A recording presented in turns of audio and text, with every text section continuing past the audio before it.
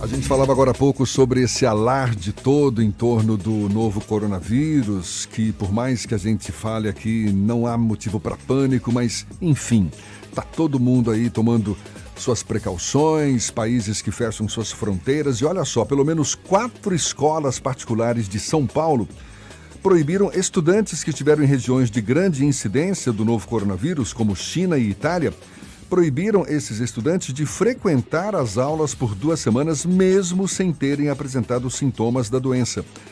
E aí fica aquela dúvida, isso é legal? Quem teve contato com pessoas infectadas, por exemplo, também, não é? Quem teve contato com pessoas infectadas, essa pessoa é obrigada a passar por exames médicos para diagnosticar a possível presença do novo vírus? Bom, a gente resolveu mergulhar um pouco mais nesse assunto para responder a essas e outras perguntas, enfim. Conversando agora com o superintendente do Procon Bahia, Felipe Vieira, nosso convidado aqui no Issa Bahia. Muito bom dia, seja bem-vindo, Felipe. Muito bom dia, Jefferson Beltrão, muito bom dia, Fernando Duarte, a todos os ouvintes aqui da Tarde FM. É um programa, que a gente às vezes escuta do rádio e dessa vez estamos aqui ao alcance dos microfones para poder trazer essa resposta para a população. Muito obrigado mais uma vez. Olha, essas escolas de São Paulo, por exemplo, elas agiram de forma correta, de forma legal? É até interessante a gente trazer essa análise aqui para o Procon Bahia, porque a gente do Procon Bahia preside a Associação Brasileira dos Procons. Então, com isso, os PROCONs, quando vão se posicionar, via de regra, perguntam o posicionamento nosso aqui da Bahia. E o nosso posicionamento foi exatamente contrário a esse tipo de prática de algumas escolas. E eu lhe digo, Jefferson, exatamente para evitar a dispersão não só do vírus, como do pânico, do alarde, como você botou, pandemia, o pessoal é um pandemônio criado, você cunhou muito bem essa comparação. Nessas circunstâncias, é interessante que, havendo a desconfiança, cuide-se, para que tenham os cuidados de ordem médica. Então, toda criança que tiver com uma gripe, com um resfriado, com uma rinite, com uma tosse alérgica ou qualquer outro, é interessante, em razão do contexto em que isso se coloca, que ele seja clinicado e diga se de fato ele tem o coronavírus ou não. Novidade para os ouvintes aqui do programa é que os planos de saúde serão obrigados a disponibilizar os testes para se fazer coronavírus não. A ANS já determinou isso. A circunstância do anúncio feito ontem pela OMS, a Organização Mundial da Saúde, em finalmente reconhecer como uma pandemia, muda todo o contexto, porque alguns conceitos oficiais que antes eram tidos apenas como mera expectativa, agora já são reais. Então, o consumidor, ele é incentivado a evitar locais públicos, locais de contato de grandes pessoas, locais de circulação, e as escolas e centros universitários se colocam nessa condição. Só que, Jefferson, esse cuidado com a dispersão não pode colocar a pessoa numa situação de constrangimento. Suponhamos, essa criança apenas e tão somente viajou, o que é da sua vida pessoal, para uma região que pode ter tido casos confirmados ou apenas meras suspeitas. Pensamos aqui agora, a criança não está infectada, não apresenta sinais, está em plena saúde, mas ainda é preventivamente afastada da escola. Quando essa criança voltar, os outros colegas vão saber, ele foi afastado por causa do coronavírus. Quem vai encostar nele não sou eu. E começam a isolar a criança. Pois é. Então dá margem ao preconceito. E é um constrangimento, como você bem mesmo destacou, não é? Vamos um pouco mais além. E vamos imaginar que uma pessoa tenha tido contato com alguém infectado pelo novo vírus. Essa pessoa, ela é obrigada a se submeter a um exame médico, como, por exemplo, me parece aconteceu em Brasília. Foi preciso uma decisão da justiça para obrigar... Isso, foi um casal que teve esse contato, o marido em contato com ela foi obrigado a fazer. Note, o poder público, ele tem que manter não só o controle sobre o comportamento da população em relação ao problema, como evitar e adotar as medidas necessárias para que não haja. Se ele está num grupo de risco alto, ele tem que se submeter. Isso aí não é opção só dele, é um cuidado para com ele e para com a coletividade. Note que alguns casos reportados aqui no programa foram de pessoas que são secretárias do lar, doméstica, ou que têm um trabalho em ambiente fechado, com pessoas ou patrões que por acaso viajaram para a Itália. Quer dizer que nesse caso cabe a obrigatoriedade. Cabe a obrigatoriedade e pode ser feito por determinação judicial. Como o prefeito de Feira de Santana comentou conosco, não é? Que lá em Feira é onde tem havido esses casos, os casos confirmados da Bahia.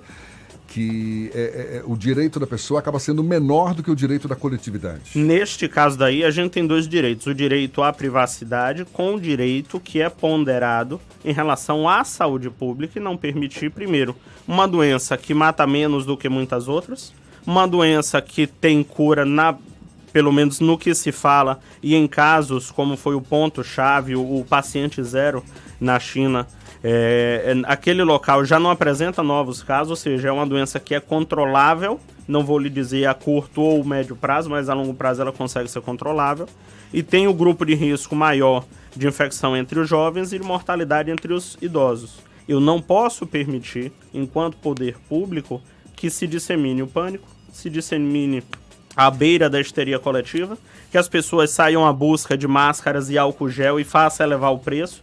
Note como há uma série de desdobramentos, Jefferson, Fernando, que vem exatamente do comportamento de agora. Então, se há uma pessoa que está no grupo de risco, há uma pessoa que tem um potencial muito grande de estar contaminada com o novo coronavírus, essa pessoa deve ser submetida aos testes oficiais, claro, com todo cuidado e respeito à dignidade humana, deve ser exposta ao teste e preservar a coletividade. O interesse da coletividade é que eu trago o Código de Defesa do Consumidor, que no próximo dia 15 comemora o Dia Mundial do Consumidor. Exato. Ele tem lá como direito básico e substancial desde 1962, quando então foi escrita essa Carta do Consumidor. Direito à informação. Note que toda hora surge a suspeita de um novo caso, surge uma nova informação, surge a expectativa de ter a confirmação de uma mera gripe ser confundida com o coronavírus. Então, gente, a dúvida para o bem seu e da coletividade, eu estou dizendo da economia, o coronavírus foi uma doença que tomou tal proporção, Jefferson, que encerrou as comemorações do Ano Novo Chinês. Exato. É uma doença que trouxe para a Bolsa de Valores o segundo circuit break, foi exatamente quebrar por causa do estágio de informação que deveria ser básico, deveria ser essencial e que não é feito. Com isso, a gente vê que há um desdobramento muito maior.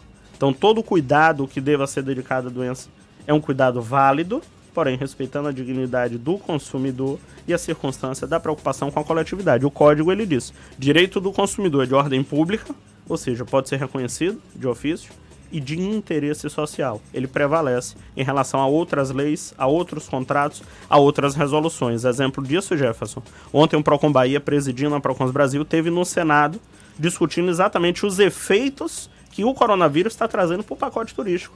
A Bahia é um polo regional muito forte no Nordeste do turismo. A Bahia é exportada como um grande produto. A gente passou agora recentemente pelo Carnaval, mas ainda não tinham casos confirmados em território brasileiro e território baiano. Sim. Né? Então, nesse caso daí, há um contexto diferente. Os cuidados das autoridades de saúde devem ser ouvidos pela população e os cuidados com os contratos de viagem, pacotes turísticos, pode procurar o Procon que a gente está conseguindo conciliar. Como é que funciona? O que é que como está conciliando essas questões dos pacotes de viagem? Por exemplo, quem está com viagem marcada para a Itália, que está com as fronteiras fechadas, o que é que pode acontecer? Como resolver essa situação?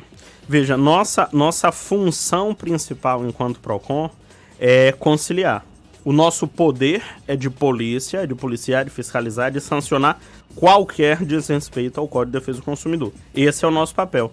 Mas a nossa vocação, Jefferson, a nossa vocação, Fernando, é conciliar. Veja, não é interesse do consumidor se expor ao risco à sua vida, saúde e segurança.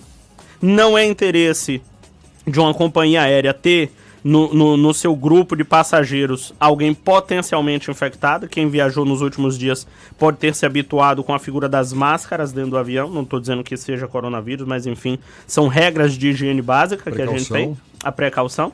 E não é interesse de um determinado país, como tomou essa medida extrema a Itália, em fechar as suas fronteiras. O presidente Donald Trump já começa a anunciar que não aceitará passageiros vindos do continente europeu. Então, note, governos estão se mobilizando para cuidar e para conter a dispersão desse coronavírus. A taxa de mortalidade dele é baixa, porém existe, porém deve ser tratada. Então, o que nós estamos fazendo é conciliando. Não é interesse do consumidor ter a doença, não é interesse da empresa estar transportando um passageiro doente e não é interesse do país, de um determinado país, note que isso já influencia na geopolítica mundial, de estar sendo um foco de dispersão. Com isso daí, a gente pede aos passageiros que evitem viajar, aqueles passageiros que tenham passagens ou viagens marcadas, porque a gente sabe, Jefferson, Fernando, ouvinte aqui à tarde do Isso é Bahia, a gente sabe que viagem internacional principalmente é uma viagem que você faz com uma programação ampla, bem antecipada para pegar preços, promoções, condições, planejamento pessoal e tudo mais.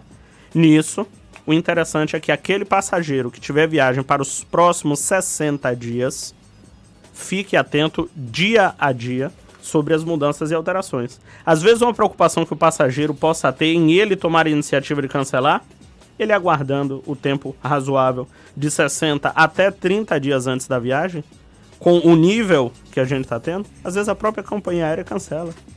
Então ele não precisa estar se dando esse trabalho, entende, Jefferson? Tem que prevalecer o bom senso, não é? Com certeza. Esse, né? Essa é a palavra-chave, Jefferson. Você traz aí algo que foi muito tratado ontem na audiência pública no Senado, Comissão de Defesa do Consumidor, reconhecendo a qualidade do Procon Bahia na presidência da Procons Brasil e pedindo ao Procon Bahia orientação sobre como defender o consumidor. E a defesa do consumidor que nós defendemos aqui na Bahia é exatamente a de que prevaleça a tentativa de remarcação, prevaleça o cancelamento com a restituição integral desse valor para esses passageiros que estão aí nos próximos 60 dias. Passageiros que estejam, Jefferson, aí pensando já no setembro, outubro, aguarde um instante, a realidade dos fatos pode mudar até lá. E o que acontece, por exemplo, com a compra de máscaras, de álcool em gel? Porque vai sumir do mercado, tem alguns lugares que já registram isso, e aí quando voltar, se houver prática abusiva dos preços abusivos, como funcionar, como agir nesse tipo de situação? Esse pensamento seu, Fernando, é bem interessante, é exatamente alinhado com o pensamento que os PROCONs têm. A gente está observando, e eu vou lhe dizer, Jefferson, há uma diferença entre o preço ser absurdo e o preço ser abusivo. Há preços que a gente olha no mercado e diz, rapaz, não é possível que uma coisa dessa custe esse valor. Agora, note que nesse pequeno intervalo de tempo, já é difícil encontrar álcool gel, já é difícil encontrar certas máscaras, né, que tenham lá o seu grau de proteção, e há um movimento do mercado que é chamado de oferta e procura. A gente sabe que tem um movimento de elevação do preço, até porque, tendo uma grande demanda, eu vou ter que aumentar o meu parque industrial, vou ter que contratar mais gente, produzir mais, comprar mais insumos, reticência e tal. Isso justifica parte do aumento, mas não justifica você reajustar abusivamente, botar além da margem dos índices oficiais, prevalecer-se aí desse estado de pânico que em parte se estabelece. Aqui mais uma vez eu reforço todo o coro do governo do estado, da Secretaria de Saúde, que não precisa ter esse afã de buscar determinados instrumentos de controle, porque é higiene básica.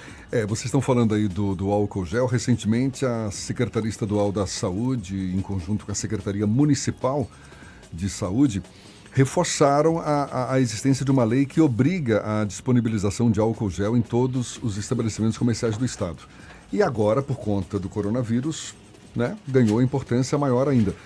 Tem havido uma fiscalização do PROCON nesse sentido, de identificar se os estabelecimentos estão cumprindo essa obrigação? Veja, isso já faz parte do rol de itens que são fiscalizados pelo pelo PROCON no mercado de consumo, e onde tiver essa movimentação, esse fluxo de pessoas, o álcool gel deve acompanhar. Vou lhes dizer, todo mundo manuseia uma coisa que é considerada pelos estudiosos da saúde algo extremamente sujo, que é o dinheiro. O papel moeda, quando você troca, ali é um ponto de dispersão de diversas bactérias e agentes contaminantes. O álcool gel já era fiscalizado pelos PROCONs, naturalmente deve haver um reforço neste item, nesse tópico, em relação à legislação estadual, por causa do momento em que a gente vive socialmente, que é o momento coronavírus. E a gente reforça que prevaleça o bom senso nessa relação entre consumidor e fornecedores, enfim, também prestadores de serviços, porque é o que a gente espera para que, como você bem destacou, não é, a conciliação também prevaleça. Felipe Vieira, superintendente do Procon Bahia, muito obrigado pelos seus esclarecimentos, pela sua participação conosco aqui. Um bom dia para você. Procon Bahia se disponibiliza ao programa, à bancada, aos ouvintes aqui. Estamos sempre à disposição, seja nos microfones da rádio, seja nos postos de atendimento do Procon. E para finalizar, Jefferson, fazer só um convite. No próximo dia 16 de março, a gente vai estar realizando um evento, inclusive pode tratar desse e de outros assuntos, que é o cadastro de reclamações fundamentadas, que é a lista negra daquelas empresas que pior se comportaram no mercado. Então tá aí o convite ao programa, tá o convite à bancada, tá o convite aos ouvintes aí para comparecer no Hotel Wish da Bahia a partir das 8 horas da segunda-feira e conhecer quem são as empresas que se comportam mal no mercado baiano. Tá certo, mais uma vez muito obrigado. A gente lembra, esse papo todo você acompanha de novo no nosso canal no YouTube e também pelo Spotify, no iTunes e no Deezer, 8h47 na tarde FM.